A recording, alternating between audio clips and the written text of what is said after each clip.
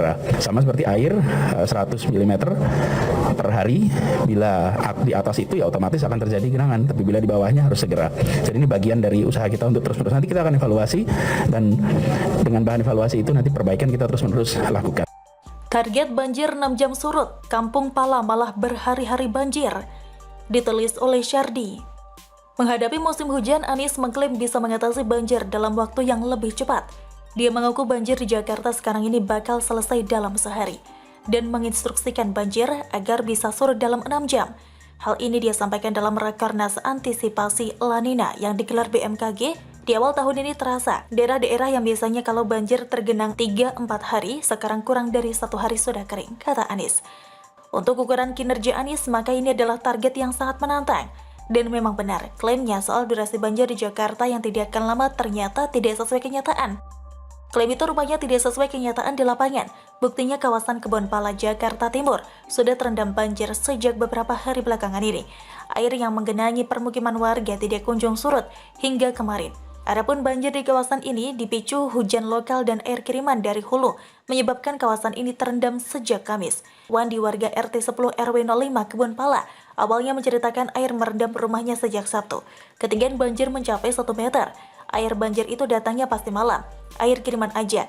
Di sini hujan 2-3 hari juga nggak apa-apa. Hari Sabtu itu sepinggang sini 1 meter, kata dia. Nah, yang di bawah sana sampai sedada, katanya lagi. Dia sendiri mengaku sudah terbiasa dengan banjir yang merendam rumahnya. Melihat apa yang sedang dia kerjakan, tampaknya Anies masih belum belajar dari kesalahannya dalam melontarkan target. Target yang dia buat selalu lebih tinggi dari kemampuannya mencapai target tersebut. Padahal kalau melihat janji kampanye sebelumnya, targetnya berkurang hingga 90%. Klaim Anies yang tidak sesuai kenyataan, ternyata Wagub DKI seperti biasa menjadi perisai dan memberikan alasan pembelaan. Dia menjelaskan panjang lebar penyebab banjir di kawasan itu yang salah satunya dipicu meluapnya Sungai Ciliwung. Dia juga menjelaskan banyak hal mengenai solusi untuk menangani banjir di kawasan itu. Berbagai upaya di Kali Ciliwung sudah diupayakan, sedang dibuat 3 sodetan bersama dengan PUPR. Pemerintah pusat membuat sodetan dari Kali Ciliwung ke BKT masih dalam proses, belum selesai, katanya. Dia mengklaim proyek pemerintah pusat yang membangun Waduk Cimahi dan Ciawi di Jawa Barat juga akan rampung dalam waktu dekat ini. 2 waduk bisa membuat debit air dari hulu berkurang drastis, sehingga banjir kiriman bisa diminimalkan. Waduk di Cimahi dan Ciawi yang insya Allah informasi dari pemerintah pusat itu ditargetkan akhir tahun ini. Mudah-mudahan dengan kehadiran 2 waduk ini bisa mengurangi kiriman banjir dari daerah luar Jakarta ke Jakarta. Tuturnya, seharusnya Anies malu dan belajar memahami kemampuannya sendiri sebelum membuat target tinggi yang kebanyakan tidak tercapai dan tidak sesuai kondisi sebenarnya di lapangan. Jangan karena ingin mengejar prestasi tapi lupa dengan level kemampuan sendiri. Jangan karena ingin dianggap hebat, maka membuat target yang terlalu tinggi untuk dicapai dengan kemampuan sebenarnya. Gubernur dulu saja bisa mengurangi banyak titik banjir. Kenapa gubernur yang sekarang tidak bisa? Anies harusnya bersyukur pemerintah pusat ikut membantu penanganan banjir lewat sodetan Ciliwung dan 2 bendungan di Jawa Barat. Pekerjaannya termasuk cukup ringan saat ini. Coba tanya ke publik pekerjaan besar apa mengenai penanganan banjir yang sudah dilakukan Anies selama dia menjabat. Gubernur dulu lebih berat kerjaannya karena harus berselisih dan bentrok dengan warga yang tidak mau direlokasi ke rusun. Penghalang besar dilewati satu persatu, tapi semua itu bisa dikerjakan dan diselesaikan. Makanya bikin target jangan ketinggian, ujung-ujungnya malu sendiri meskipun mungkin dia tidak pernah merasa malu sedikit pun. Sudah terbiasa janji manis di awal, target harus sebanding dengan kinerja. Publik pun sudah tahu kok kalau Anies levelnya masih kurang untuk memimpin ibu kota. Jadi target kecil pun akan dimaklumi. Yang tidak bisa ditoleransi adalah janji setinggi langit, tapi tangan hanya mampu menjangkau atap rumah. Dan parahnya lagi, banyak warga yang terpaksa gigit jari karena telanjur menaruh harapan tinggi. Bagaimana menurut Anda? Silahkan tulis komen Anda di kolom komentar. Jangan lupa untuk like, subscribe, dan share. Siward TV pamit, sampai jumpa. Wassalamualaikum warahmatullahi wabarakatuh.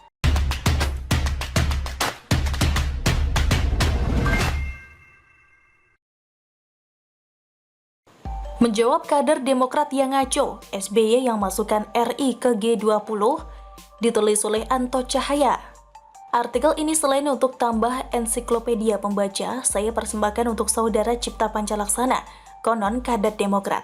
Narasi Anda murah atau memang literasinya yang rendah, ngaco plus bego.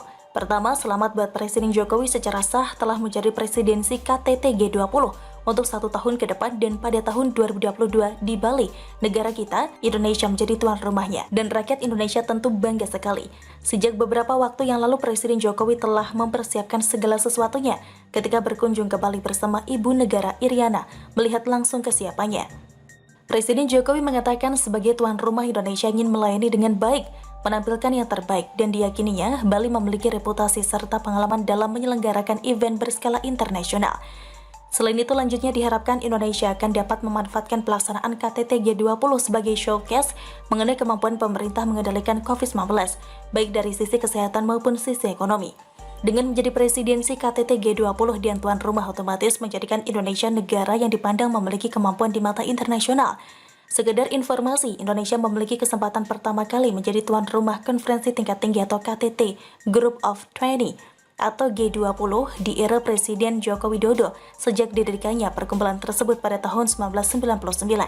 Dikutip melalui situs resmi G20, g20.org, G20 terdiri dari 20 negara, Bank Sentral, dan Uni Eropa dan dibentuk pada 26 September 1999. Organisasi ini berfokus pada perekonomian dan keuangan global.